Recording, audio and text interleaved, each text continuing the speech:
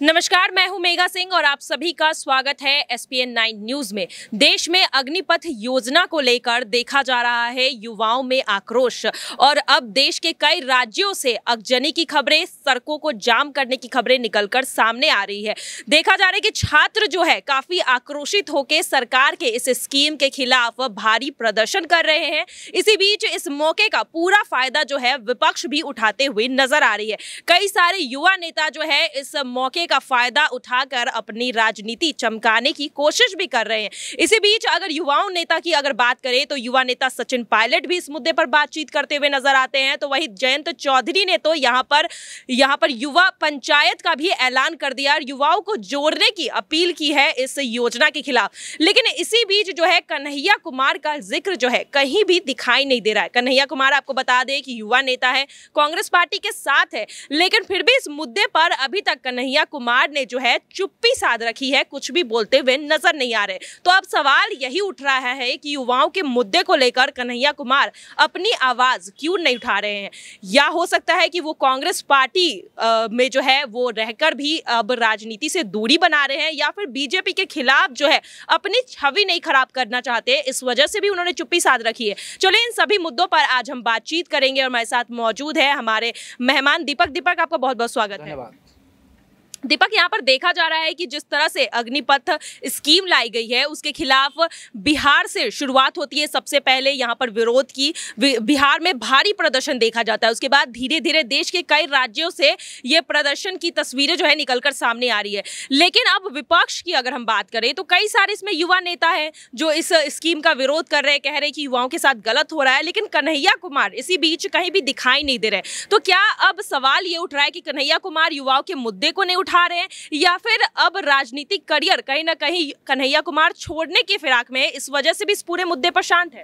जी देखिए, सबसे पहली बात तो कन्हैया कुमार के पास इससे अच्छी अपॉर्चुनिटी शायद पहले ही कभी आती। कांग्रेस इसमें बुरी तरीके से फंसी हुई। और कन्हैया कुमार की बात करें, हार्दिक पटेल के इस्तीफे के बाद एक मुख्य चेहरे के रूप में वही यहाँ पर उभर कर सामने आ रहे हैं। सचिन पायलट राजस्थान की राजनीति में सक्रिय युवा नेता के रूप में, और दूसरी तरफ बात करें यहाँ पर जिग्नेश मेवानी की तमाम खबरें तो निकल कर आती रहती हैं, लेकिन कन्हैया कुमार पर आकर सवाल फंसता है क्योंकि हार्दिक पटेल ने अभी इस्तीफा दिया। हार्दिक पटेल की राह के पीछे पीछे चले थे कन्हैया कुमार, जिग्नेश मेवानी भी, लेकिन जब हार्दिक बीजेपी में ज्वाइन हो गए तो वहीं हम दूसरी तरफ देख सकते हैं कि कन्हैया कुमार ने अभी जो कांग्रेस यानी राहुल पर ईडी का शिकंजा कसा था, उस पर कुछ यहाँ पर ट्वीट भी किए थे, जहां पर उन्होंने कहा था कि अगर कोई पक्षपात नहीं करना है तो जो ईडी की जांच हो रही है उसको लाइव कर दो, मतलब जनता के बीच सारी बातें रख दो, तो यहाँ पर पक्षपात होगा नहीं।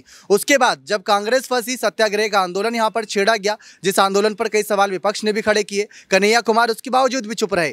सचिन पायलट यहाँ पर जेल की सलाखों के पीछे जाते, सीएम गहलोत तक यहाँ पर जेल की हवा खानी पड़ती है, प्रियंका गांधी सलाखों के बाहर बैठी नजर आती हैं। ये हालत कांग्रेस पार्टी की है, लेकिन कन्हैया कुमार की एक भी तस्वीर यहाँ पर सड़कों पर नजर नहीं आई। इसके बाद यहाँ पर बात आती है अग्निपथ योजना की। अग्निपथ योजना में अगर बात करें, जब ये ऐलान सरकार ने किया, केंद्र सरकार ने जब ऐलान किया, उसके बाद ही युवा खुद सड़कों पर उतरे। कोई विपक्ष निकलकर सामने बयान तक नहीं दिया था, युवा पहले ही नाराजगी जाहिर कर रहे थे। यानी कि ये एक बहुत बड़ी आग थी जिसमें एक तरीके से घी डालने वाला काम विपक्ष कर सकता है, जो सचिन पायलट, अशोक गहलोत और यहाँ पर ओवैसी जैसे बड़े यहाँ पर नेता करते नजर आ रहे हैं। मोदी को घेर रहे हैं, केंद्र सरकार को घेर रहे हैं। कन्हैया कुमार की बात आती है, गुजरात चुनाव भी सर पर है, बहुत बड़ी भूमिका उनको भी देनी है कांग्रेस को, लेकिन ऐसे में कैसे फैसला लिया जाएगा क्योंकि कन्हैया कुमार चुप्पी साधे बैठे। युवा पहले से ही आक्रोश में, अगर यहाँ पर कन्हैया एक युवा चेहरे के रूप में, युवा नेता के रूप में आगे आते हैं, बयानबाजी करते हैं तो समर्थन मिलेगा जो उनको आगे फायदा देगा। लेकिन अगर इस तरीके से देखें तो क्या हार्दिक पटेल की राह पर चल रहे, सवाल ये भी खड़े होते हैं। जी बिल्कुल, और यहाँ पर सवाल यही खड़े हो रहे हैं कि युवाओं के मुद्दे को लेकर कन्हैया कुमार ने जो अभी तक चुप्पी क्यों साध रखी है, इस मुद्दे पर क्यों यहाँ पर कन्हैया कुमार जो है कुछ करते हुए दिखाई नहीं दे रहे। वहीं अगर उत्तर प्रदेश की बात करूँ तो उत्तर प्रदेश आरएलडी जो प्रमुख है जयंत चौधरी, उन्होंने यहाँ तक ये ऐलान कर दिया है कि वो युवा पंचायत रखेंगे और उत्तर प्रदेश के युवाओं को जोड़ने की कोशिश करेंगे ताकि सरकार पर इस योजना को वापस लेने का दबाव बनाया जाए। वहीं अगर मौके की बात करूँ तो कांग्रेस पार्टी के पास अभी ये अच्छा मौका है और कन्हैया कुमार इस युवा के मोर्चे को संभाल सकते थे, लेकिन कहीं भी कन्हैया कुमार जो है कांग्रेस पार्टी के साथ खड़े होकर दिखाई नहीं दे रहे हैं और ना ही विपक्ष पर निशाना साधते हुए दिखाई दे रहे हैं। तो कहाँ यहाँ पर जो है कयास यही लगाए जा रहे हैं दीपक कि हो सकता है कि कन्हैया कुमार जो है यहाँ पर हार्दिक पटेल की राह पर चलते हुए पार्टी से इस्तीफा देने का मन बना रहे हो, क्योंकि 3 साल 4 साल जो है उनके भी हो चुके हैं पार्टी में और एक भी भूमिका कन्हैया कुमार की आगे नहीं आई है। तो क्या यहाँ पर बीजेपी के खिलाफ इसलिए भी नहीं बोल बोल रहे हैं क्योंकि आगे चलकर वो भी बीजेपी ज्वाइन करने का मन बना रहे हैं? देखिए, बात खिलाफ की नहीं है, बात यह है कि अगर आपका एक इंटेंशन है बीजेपी ज्वाइन करने का तो अभी छोड़ दीजिए। जैसे हार्दिक पटेल ने यहाँ पर इस्तीफे का ऐलान किया, उसके बाद ही आपको भी कर देना चाहिए था। हमने देखा था किस तरीके से कांग्रेस से एक के बाद एक इस्तीफा हुआ, सुनील जाखड़ गए, फिर उसके पीछे यहाँ पर हार्दिक पटेल के इस्तीफे की खबर सामने आई। तो ये तो समझ में भी आता है कांग्रेस पार्टी के खिलाफ जो बीजेपी में ज्वाइन हो रहे हैं वो एक क्लियर रहता है। लेकिन अगर गुजरात चुनाव से 1-2 महीने पहले ऐसा करेंगे तो शायद बीजेपी भी उन्हें ज्वाइन करके कोई बड़ा पद देने की नहीं सोचेगी। बस बीजेपी में ज्वाइन तो हो जाएंगे या किसी और पार्टी के हो जाएंगे, लेकिन पार्टी उनको कोई यहाँ पर पद देने की नहीं सोचेगी क्योंकि 6 महीने से कम का वक्त बचा है और बड़े से बड़े नेता पहले से बीजेपी के खेमे। तो वो तो सोचने वाली बात है ना। कन्हैया कुमार राजनीतिक तौर पर किस तरीके से यहाँ पर झुकाव दिखा रहे हैं, क्योंकि जनता का समर्थन हमेशा चाहिए होगा, चाहे बीजेपी के खिलाफ चाहे कांग्रेस के खिलाफ।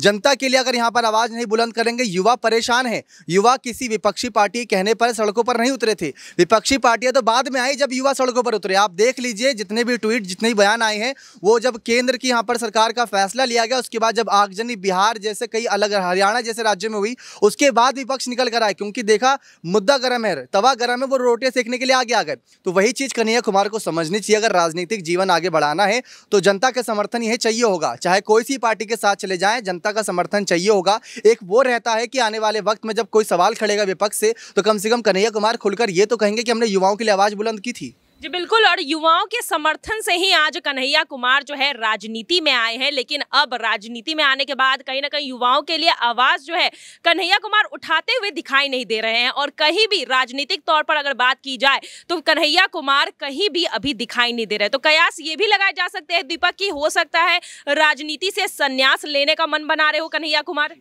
मतलब अभी तो उम्र शुरू हुई है ना, आप खुद ही कहते कि 3-4 साल हुए कांग्रेस में शामिल हुए, कोई बड़ा पद नहीं मिला। तो राजनीतिक जीवन में कोई ऐसा काम अभी तक उन्होंने नहीं किया जिसका वो आगे गुणगान कर सकें, जिसका गुणगान आने वाले वक्त में हो सके। तो ये सोचने वाली बात है कन्हैया कुमार चाहते क्या हैं। विपक्ष पूरी तरीके से यानी बीजेपी पार्टी कांग्रेस पार्टी को लेकर फंसाई हुई है। भले ईडी की जांच हो रही है लेकिन कांग्रेस का इशारा यहाँ पर पूरी तरीके से बीजेपी पर है और ये सारे सवाल तमाम खड़े होते नजर आ रहे हैं। कन्हैया कुमार की यहाँ पर बात इसलिए लगातार सामने आ रही क्योंकि एक युवा नेता के तौर पर वो हमेशा प्रतिनिधित्व करते आए हैं। आने वाले वक्त में युवा जितने यहाँ पर खुलकर मताधिकार यानी वोट देंगे उसका फायदा अन्य पार्टियों को मिलेगा, चाहे कांग्रेस हो, बीजेपी हो या कोई भी पार्टी के साथ चले जाए। तो युवाओं का इस समय बात करें भागीदारी, जो वोट प्रतिशत रहता है 40 से 50% वैसे ही बढ़ जाता है। जी बिल्कुल, और अब देखना यह है कि युवाओं के साथ कन्हैया कुमार कहीं भी खड़े होकर दिखाई नहीं दे रहे हैं। इस विरोध प्रदर्शन में कन्हैया कुमार जो है उनकी भूमिका कहीं भी दिखाई नहीं दे रही है। तो क्या युवा इस चीज से नाराज हो सकते हैं और अपना समर्थन जो कन्हैया कुमार को आंख मूंद कर दिया करते थे बिहार के खासकर युवा, क्या अब युवा जो है कन्हैया कुमार से अपना पल्ला झाड़ सकते हैं और इसका असर कन्हैया कुमार के राजनीतिक करियर पर पड़ सकता है? चलिए अब आने वाले समय में ये बात पता चल जाएगी, लेकिन इस पर आपकी क्या राय है जरूर हमें कमेंट बॉक्स में लिखकर बताइएगा। फिलहाल आज के लिए बस इतना ही। आगे की खबरों के लिए देखते रहिए SPN9 न्यूज। धन्यवाद।